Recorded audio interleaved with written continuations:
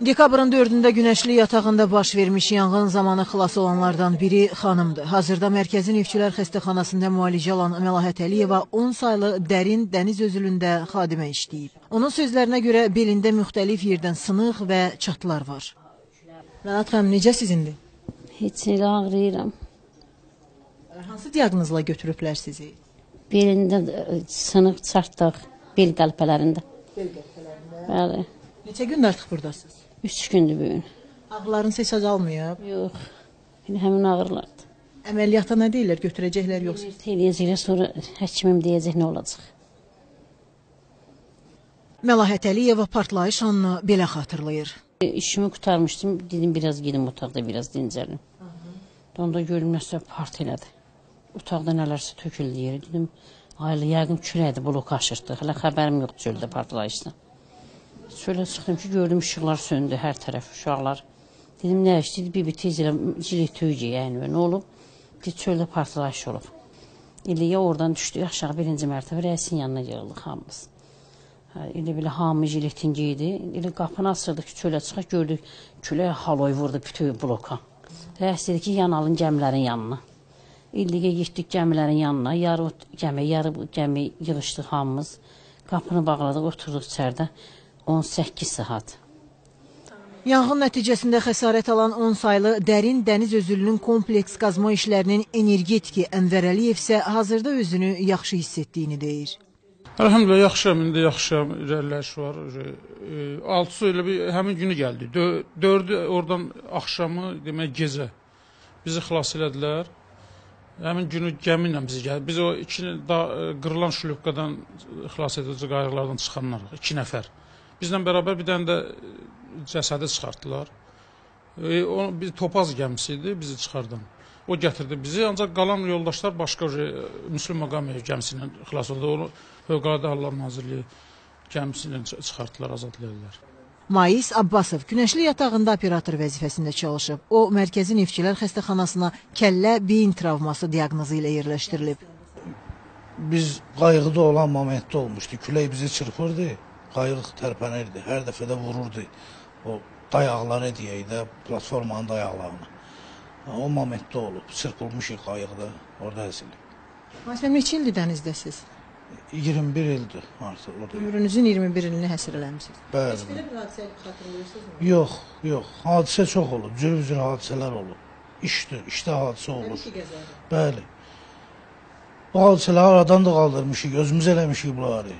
Amma bu təbii fəlakətdir. Buna nə bilim, bu mümkün deyildi. Mən bu vaxta qədər belə külək görməmişdim. Dəhşət idi. Müalicə olunan neftçilərdən biri Rəşid Hüseynov da kəllə beyin travması alıb. Kəllə beyin travmasıdır, dikiş saat atırlar. Belə də. Gəldiyiniz günə nisbətən indi özünüzü necə hiss edirsiniz? Yaxşı hiss edirəm. İndi elə bilin ki, bəlkə də orada vahimədən ayrılmışıq. Burada biraz adam inanmır ki. Pəncərə açırlar, mən deyirəm, elə bir həmin səsdir, qıraqdan gələn səs. Yəni orada Küləyin uğultusu. Uğultusu, yanğının səsi, hələ biz lotkanın içində onları eşidirdik. Yəni xilas edici qayığın içində eşidirdik o səsi. Dəhşətli anlar olub yəqin ki. Hələ 18 saat biz qapalı şəraitdə, yəni qayığın içində qalmışıq. 26 adam, bir qadın, yəni 25 kişi, bir qadın. Orada yəni ancaq Allaha bir telefonumuz var, yəni. Mərdan Rəcəbov ömrünün nə az, nə çox, düz 34 ilini Azərbaycan Dövlət Neft şirkətinə bağlayıb. 5 ildir ki, dənizdə işləyir. Məndə qavrğalar sınıb, 2 tərəfli, ayağımda şişlər var. Şükür Allah, həkimlərin Allah canı sağ olsun, köməli sayəsində vəziyyət yaxşıdır. Yəni, qayığı dalğa nətər atdısa, yəni, həmin dalğanın təsirindən hamımızdan zədə aldıq. Kimin başı partladı, kimin ayağı, kimin qavrğası. Yəni, biz elə bildik ki, yəni, qayıq partladı, düşdük dənizə. Yəni, ayılanda gördük ki, şükür Allah hələ ki, səs qüydü, hələ zədələnib, amma salamatçılıqdır. Deməli, gecə saat 4-ə qədər eyni sürətlə dalğa elə bir ki, vurub. Yəni, sağ olsunlar, fövqəladə hallardan gəlib xilas elədilər bizi. Səhər, yəni gəlmək mümkün deyil hava şahid. Nə vertəvür gəbi, nə gəmilər yan ala bilirdi ora.